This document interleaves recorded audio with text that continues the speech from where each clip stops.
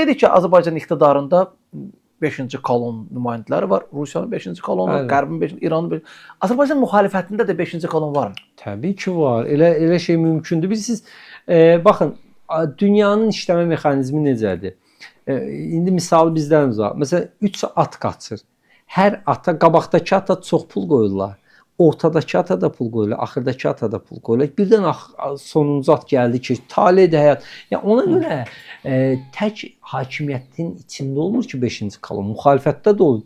Niyə? Çünki müxalifət kimdir? Sabahki iqtidara namizəddir. Düzdürsə bu iqtidar olmayacaqsa müxalifətdən kimsə olacaq və ona görə müxalifətin də içində indi daha çox cəmləşir. Məsələn, iqtidarda Rusiyanın 5-ci kolonları varsa, müxalifətdə daha çox Qərbin və Amerikanın 5-ci kolonları var. Onu soruşmaq istəyirəm ki, Azərbaycan müxalifətində Rusiyanın 5-ci kolonu varmı? Onlar daha çox Rusiyanın 5-ci kolonu müxalifət içində zəifdir.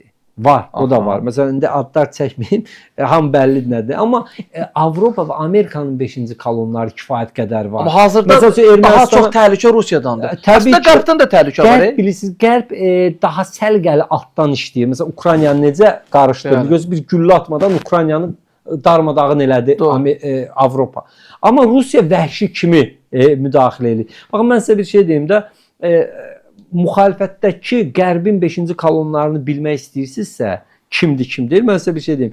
22-ci ildə Azərbaycan Ermənistanla şərti sərhəddində təhlükəsizlik əməliyyatları keçirdi. Bəzi yüksəklikləri azad elədi, ordusunu yerləşdirdi və həmin ərəfədə kim çıxdı dedisə ki, Azərbaycan Ermənistan ərazisinə müdaxilə eləyib, baxın, onlar Avropa və Amerikanın müxalifət içindəki 5-ci kolonları. Bax, onu deyən hamı müxalifət, siyasətlə məşğul olan hamısı Avropa və Amerikanın 5-ci kolonudur. Sənin dövlətin, sənin təhlükəsizliyin üçün sərhəddə əməliyyat eləyir.